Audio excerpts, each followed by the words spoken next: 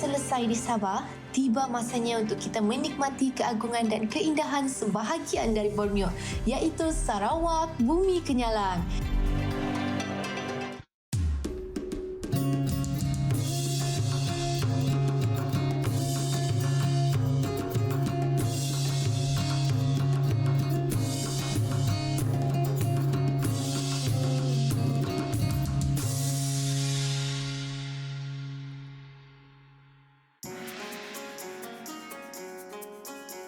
Dan sebagai pembuka tirai, kami mulakan dengan melawat Borneo Cultures Museum sebagai aktiviti wajib untuk pelajari dengan lebih dekat tentang budaya yang ada di sini. Let's go! Miau! Kalau hari itu kita sudah menerokai Sabah, kali ini kita akan menerokai Sarawak. Dan untuk memulakan pengembaraan kita, saya bawa dua orang semanak saya ni melawat museum yang ada dekat Kuching. Mari ikut saya!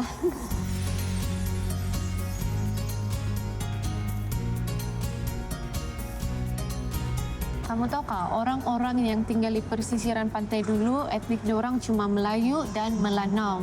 Macam kamu nampak sekarang ni kan ada banyak jenis pokok. Jadi di sebelah sini ni adalah pokok sagu, lepas tu ada pokok kelapa, ada pokok apong dan juga pokok nipa ataupun kita panggil sebagai pinang. Jadi orang dulu kan orang guna itu sebagai orang punya macam pokok punya batang tu orang kasih di rumah, yang dahan-dahan orang jadikan kraft tangan. Lepas tu yang pokok apong tu diorang jadikan sebagai gula.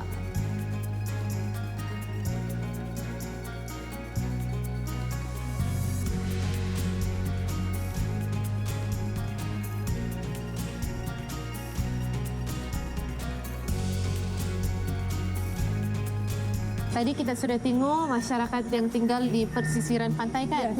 Sekarang ni kita berada di tempat hutan hujan Khatulistiwa. Oh, macam mana tu Fizi? Hutan hujan Khatulistiwa ni dulu orang yang datang sini ni bangsa-bangsa etnik Iban, Bidayuh, Kenyah dan juga Kayan. Macam kamu nampak di tepi-tepi sini kan ada banyak hidupan-hidupan liar yang kamu tidak pernah nampak. Macam saya cakap tadi, penempatan ni adalah penempatan hutan hujan tropika. Diorang berada di dataran rendah. Tadi Auni tanyakan, ini tempat apa? Ya, saya tak tahu. Okey, tempat ni dipanggil sebagai barok. Barok ataupun tempat pahlawan-pahlawan kaum Bidayuh dulu. Okey, tempat ni diorang gunakan untuk letak diorang punya medal. Medal apa Fizi? Okay, medal dorang lain daripada yang lain. Medal dorang adalah kepala orang yang dipenggal. Ya, so dulu dorang membesarkan dorang punya kawasan. Jadi cara dorang membesarkan kawasan dorang akan berlawan dengan kaum-kaum yang lain ataupun kampung yang lain. Jadi maksudnya setiap kali dorang bunuh, dorang akan penggal kepala. Waktu dorang penggal kepala orang tu, dorang akan rendam kepala tu selama 1 bulan di sungai bagi dia bersih. Oh, maknanya ada dua cara lah untuk Ada dua cara, betul. Sebelum dorang pamerkan sebagai medal. Dorang akan pamerkan dekat atas itu.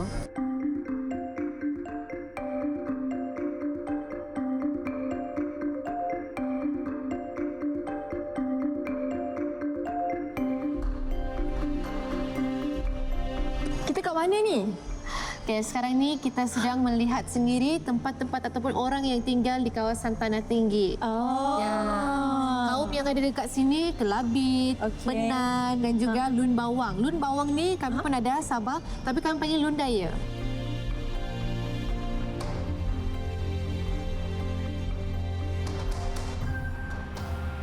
Okey. Yang tu adalah nasi dorang yang dorang letak dekat daun isip, dipanggil sebagai nubalaya. Nubalaya. Dulu-dulu orang tenda piring. Kita pakai daun pisang, ada daun isip. Mesti sedap tu. Sedap. Yang ni dapur dia orang lah. Ni dapur dorang. Ni apa? Dapur dia orang lah ni. Ni dapur dorang. Kita panggil sebagai dalim. Dalim. So dorang dulu gunakan kayu-kayu untuk membakar.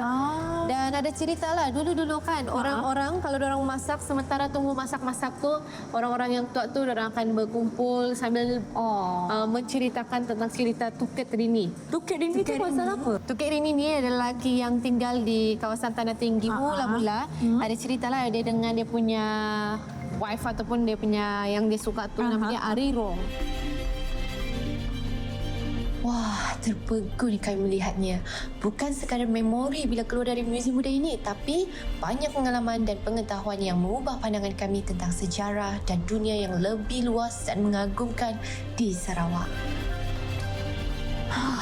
Thank you Tracy bawa datang museum. Akhirnya dapat juga belajar pasal orang Sarawak. Thank you Tracy.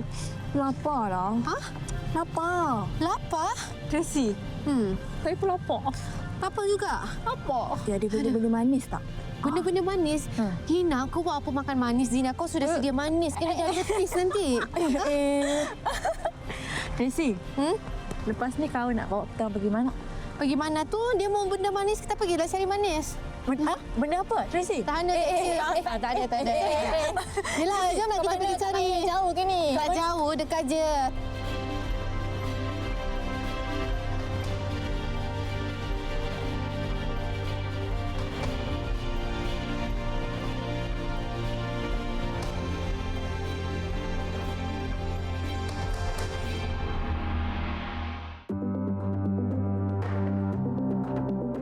Okey, saya nak share sikit. Produk makanan hasil Sarawak ni dilindungi hak cipta dan tempat pengeluarannya sejak tahun 2010, di mana sebarang produk hanya boleh dijenamakan sebagai kek lapis Sarawak jika dibuat di Sarawak. Memang tidak sah kalau kita datang Kuching tapi tidak cuba kek lapis Sarawak. Jadi, hari ini saya membawa 2 orang sumandak saya ini untuk berjumpa dengan salah seorang ahli keluarga pengusaha kek lapis Sarawak di sini.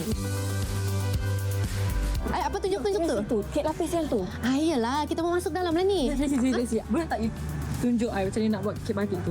Saya tak boleh tunjuk, tapi diorang boleh tunjuk. Boleh. Baik, kita masuk. Mari. Hello.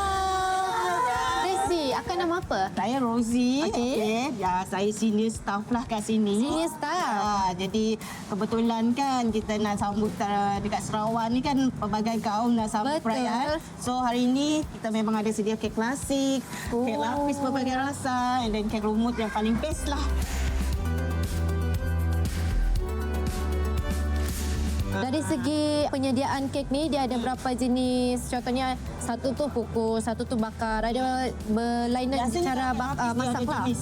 2 jenis? Satu untuk yang jenis masuk oven bakar, Betul. yang satu ni memang kukus. Kukus. Paling lama adalah legend ni kek hati pari ni. Kenapa? Sebab yang ni dari kita zaman mak-mak, nenek-nenek dulu dah ada ni. Kalau kukus sampai 11 jam, 12 jam. Kalau kita mau tengok proses penyediaan ni boleh tak? So kami macam tertanya-tanya juga kenapa ni lain colour, tu lain colour, berapa jenis colour yang dipakai kan? Setiap colour ni akan mewakili rasa dia. Kak, kita nak tanya ni Kak. Sebab saya jarang-jarang tu nampak kek yang straight away keluar daripada oven tu. Mesti rasa dia pun fresh kan? Jadi boleh tak kami tengok proses pembuatan kek lapis Sarawak tu? Kak, please Kak, nak. Saya alu-alukan korang datang. Ni orang jauh datang, korang dekat. Mereka dah biasa kan tengok kan. Ni orang jauh. Jauh pun. Kita boleh? Boleh. Boleh kan? Sana ke sini? Sebelah situ. Sebelah sana. Oh, okey boleh. Ya, go, Kita pergi. Go. Go. Macam Makak ni lagi semangat suruh kami belajar ni. Okey, marilah kita. Oh, so maksudnya setiap orang ni diorang akan buat berapa jenis flavor? Okey, kalau semacam tadi saya beritahu kan, seorang ada 5 flavor ke, 10 flavor ke, sebab dia orang pun bakar dari pagi tadi. Dia banyak jenis. So, macam sini nanti dia akan buat kek lapis apple cheese. Apple cheese. Jadi setiap session berlainan kek. Ya. Oh, sedapnya. Tapi ni jenis yang bakar kan sekarang ni? Yang bakar. Yang kukus pula? Tadi pagi tadi dah. Oh, pagi tadi. Oh, so maksudnya kukus akan kena buat pagi, bakar akan kena buat waktu petang. Ya. Apa yang bunyi-bunyi tu Kak? Adun. Mesin pengadun. Adun? Dia akan ada berapa lama ni? Kalau ni kan ambil masa macam pengadun tak tahu berapa lama lah. Tapi dia akan nampak keputih-putihan. Maksudnya ini adalah adunan untuk membuat kek lapis. Ya. Tapi yang ni belum ada perisa lagi lah. Kami yang musuh dengan kita orang tu. Hati-hati. Kineto. Apa? Kineto. Tok Kajah. Apa tadi? Apa maksudnya? Sekarang ni saya cakap daripada adunan tadi kita bawa sini nak bagi pecah dia kan rasa dia kan. Maksudnya saya bagi kineto kita pergi situ. Kinetok kita pergi situ. Yes. Oi. Sekarang tu yang melapis dengan gunakan jam pepper. Saya soalan. Ya. Lapis dia akan bakar satu lapis per satu Ya. satu. Macam ni kan dia tadi dah letak cheese. Kineto Sini letak tak lapis. Kineto yang Tunjuk letak sini. jam. Selalunya Lapis per lapis lah. Ya. Selalunya dalam satu kek lapis tu berapa lama boleh siap? The whole cake-nya dan tak ada berapa layernya? 10 layer. Ya, dalam 10 layer tu boleh Ambil 2 siap minit, berapa 3 minit macam ni anak. Dalam satu layer ya, seminit 2 minit.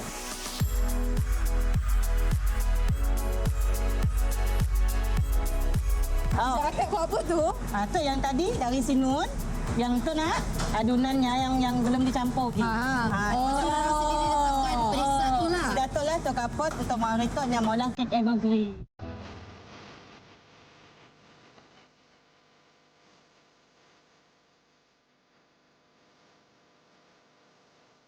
Okey dah kan. Okey, di sini kan kita ada letak ni. Apa tujuan kita bagi tanda kat siang? Supaya kita tahu berapa lapis sudah. Itu rupanya.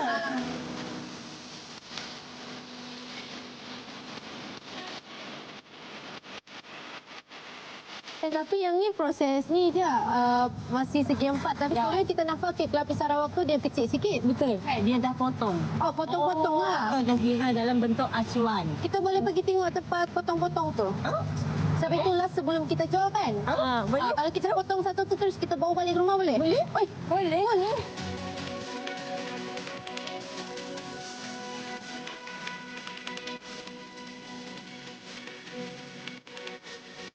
Okey, tadi kita sudah tengok proses-proses pertama sampailah ke sini proses terakhir untuk kek lapis Sarawak. Betul kan Kak? Yang ini proses apa nama dia? Untuk kira pembungkusannya. Sebelum kita nak jual kepada customer kami orang. Jadi di sini kita yang dah datang satu acan ni kan. Lepas tu kita potong bagi 5. Bagi 5 macam ni kan Kak? Ni panggil loh. Loh. Satu loh, yang 4 segini panggil apa? Acuan. Oh, satu acuan, satu loh. Jadi akak boleh tunjuk macam mana cara belah-belah dia?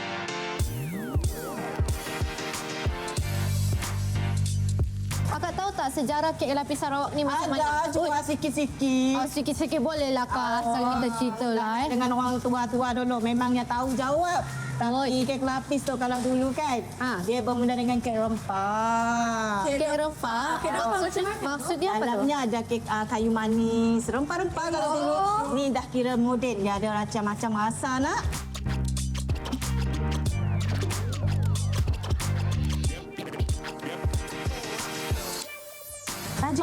Laju. Kejap Kak. Lagi keknya. Kejap Kak. Banyak pengguna. Kejap Kak. Penat lah. Rupanya bukan senang tau membuat kek lapis Sarawak ni tau. Dari proses tadi kita nampak orang berpuluh-puluh itulah dipanggil sebagai hasil titik belu tau kan Ani? Betul. Wah, bila kita tengok proses orang membakar. Lepas tu kek lapis ni dia ada beratus-ratus jenis tau dan setiap lapisan tu orang perlu jaga setiap 2 minit dan saya nampak betapa susahnya orang untuk membuat kek lapis Sarawak dan betapa beruntungnya kita yang sudah dapat hasil terakhir dia kan beli siap-siap tapi di sebalik tu kita tak tahu macam mana pengorbanan seseorang untuk menghasilkan sebuah kek yang sedap macam ni kan Auni? Betul. Macam mana pengalaman kamu bila buat kek lapis Sarawak ni okey? Happy lah. Dapat experience potong dia, dapat experience apa tu letak lapis. Besok. Oh, biasa. Pada saya pula, Dina? pada saya pula, saya rasa macam macam ni rupanya nak buat kek lapis Sarawak sebab kita kena buat layer by layer. Tu yang susah. Setiap lapisan tu kita kena masak dulu. Sebab itulah panasnya, habanya. Sebab itulah kita bila makan, bila saya nampak, bila saya buat sendiri nyaman. Oh, bila makan tu makin nyaman. Sebab kita lagi macam menghargai lah kan. Betul. Bila kita nampak pengorbanan orang tu, kita rasa lebih menghargai. Dan saya harap lepas ni kita lebih belajar lah banyak benda tentang pekerjaan seseorang kan. Betul. Dan sekarang baru saya tahu kenapa kek lapis Sarawak ni terkenal. Betul kan? Kenapa selalu sold out? Kedai terpetang macam tu kita banyak dah habis. Sebab apa Daisy? Sebab nyaman. Nyaman kita panggil nyaman. Besok apa tu? Best O. Okey, sebelum tu kita mau ucapkan terima kasih dengan Kak Rozi sebab sudah bawa kita pusing-pusing tengok macam mana proses kek lapis Sarawak ni. Terima kasih Kak. Terima kasih layan kayu laki orang. Sama-sama. Nyaman nak Nyaman Kak. Selain dilayan dengan mesra, melihat secara dekat proses pembuatan kek lapis Sarawak ni, wah, satu lagi pengalaman yang tak dapat saya lupakan. Apalagi bila saya tengok Dina, Auni happy, saya pun rasa macam happy sangat.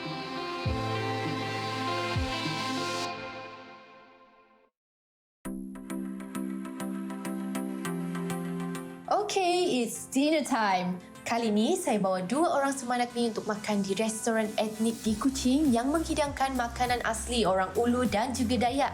This is very exciting. So jom, dah lapar ni. Saya tahu kamu penat seharian kan. Lepas tu belum makan lagi.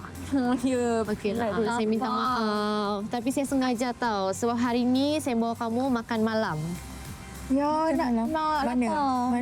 Okey, malam ni kita akan makan di kedai makan yang terkenal untuk masakan tradisional Sarawak. Suka kan? Nampak excited tu. Okey, tapi sebelum tu saya bagi tahu dulu, kita bukan bertiga saja. Habis tu? Kita ada tetamu istimewa. Siapa? Siapa Daisy? Siapa? Kita tengoklah dalam tu. Ke dalam? Ya. Okey, jom.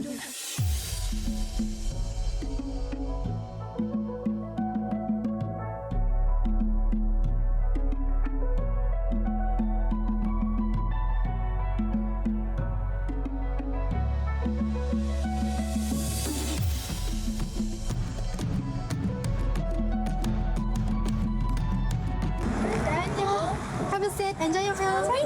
Thank you. No worries. Weh, Daisy. Di depan kita ni ada banyak jenis makanan tapi saya sendiri tidak pasti ini apa, itu apa, itu apa. Okey. Jadi yang kami sajikan di sini adalah makanan tradisional kaum etnik orang Ulu. Jadi kalau di Lembau ni is actually I myself is a Kayan. Kayan is part of orang Ulu. Kita tak serve only Kayan food, orang Ulu food. We bring together all the different ethnic food from the different ethnic community. So for example, katakan yang terung asam salai ni, terung asam cheese, terung asam salai fish. Yes. Yang ni ada ni yang ikan. Ikan. Yang ini daripada kaum Malanau. Kalau macam nasi bungkus ni, yang ini I tunjuk. I buka. Okay. I show you guys how this one look. This one is how orang Ulu dalam Highland. Wow. Yang ni disimpan makanan macam ni so that they preserve lama. Kenapa dia colour lain ni? Because ni purple barrel rice. Oh, Yes. Sebab tu. Yes, yang ni tak gemuk ni. Yang ni dia tu orang Ulu selalu cantik-cantik campur je. Okay, and then this one is Bidayuh people. Dia ada tempoyak dengan prawn. Yang ni pun orang Ulu macam Kasam tu kan is also from the Bidayuh community. Jadi kita ni kan dia semua we feature all the different type of ethnic group makanan for people to enjoy.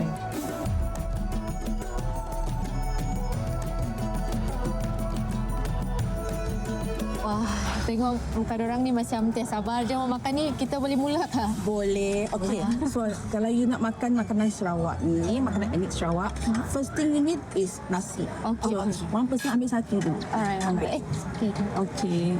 Kalau nasi ni, biasanya kan kalau orang pergi ke kebun, dia bungkus. Dia if you bungkus like this, kalau tak masuk peti ais pun dia akan tahan. Because this leaf is actually, kalau you tak kacau dia, it can tahan for at least 1 or 2 days. Dia tak pasti. That's why actually the traditional reason lah kita bungkus nasi. Okay, so kalau you cuba, bagi sup dulu lah. Yang ni ulu dari Melanau. Ini orang Melanau. Because di Melanau tu kan dia tepi laut. Jadi dia banyak ikan. So ikan dia akan preserve the fish, dia akan salai ikan tu. So turang asam, you eat together dengan ikan salai. Jadi dia ada satu smoky flavor tau.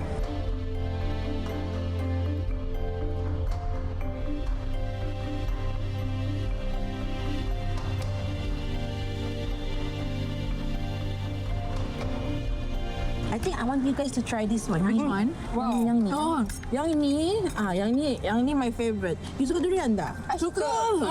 I love This durian. one is fermented durian tau. Yang ni. Wow. Yeah, I think Selanjung at KL they got tempoyak. Dia lain. Tempoyak. It's very different. Wait, nak rasa. Dah lain. Saya sebenarnya belum pernah rasa tempoyak. Ya kan? Nanti aku bawa kau pergi makan tempoyak, okey? Yang ni lain Yelah, kan? makan tempoyak. I nak you all cari cuba yang ni. Yang ni sedap. Yang ni is our own original recipe ni.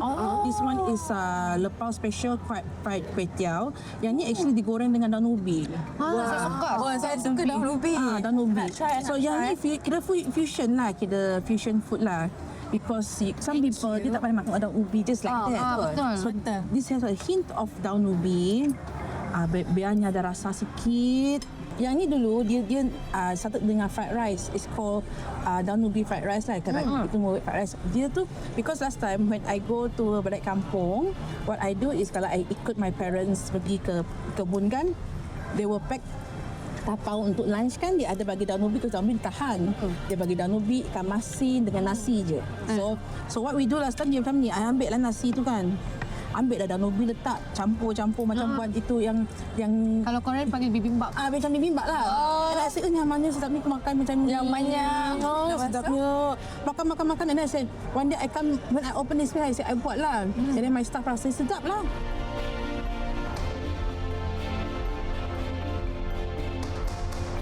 Saya sebenarnya kan, bila saya tengok lauk-lauk yang ada di depan ni kan, saya terbayang kita punya perjalanan. Kita sudah berjalan jauh keliling semua tempat tau. Dari Bario, pergi tengok yang makan makanan yang lain. Kamu nampak tak? Dan saya rasa lagi bersyukur tau. Betapa orang-orang yang lain menghargai makanan-makanan yang ada. Macam Madam Irfan sekarang ni, dia bawa kembali semua makanan daripada etnik-etnik yang lain untuk disatukan semula. Bukan saja kita dapat rasa makan makanan orang-orang suku-suku kaum yang belajar pasal diorang lagi, tradisi diorang lagi. Rasa bersyukur. Lepas tu boleh dapat aja makan dekat sini.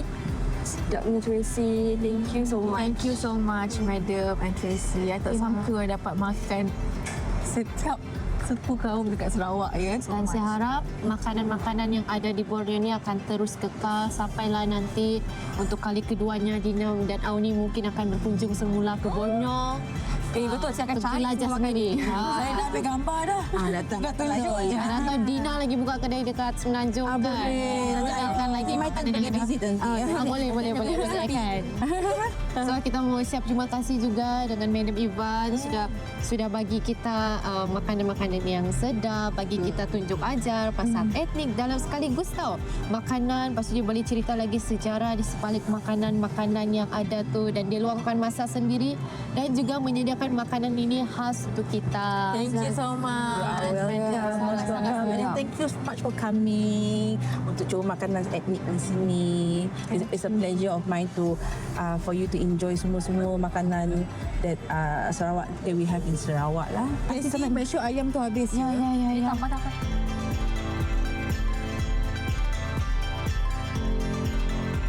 Happy tummy, happy me. Itulah perasaan saya, Dina dan juga Auni setelah menikmati makanan etnik yang sangat lazat. Lebih-lebih lagi bila dilayan mesra oleh owner restoran sendiri iaitu Mary Shell. Lokasi selanjutnya sudah menanti. Pengembaraan Sarawak kami teruskan dan yang pasti ini bukan kali terakhir kami berada di Kuching.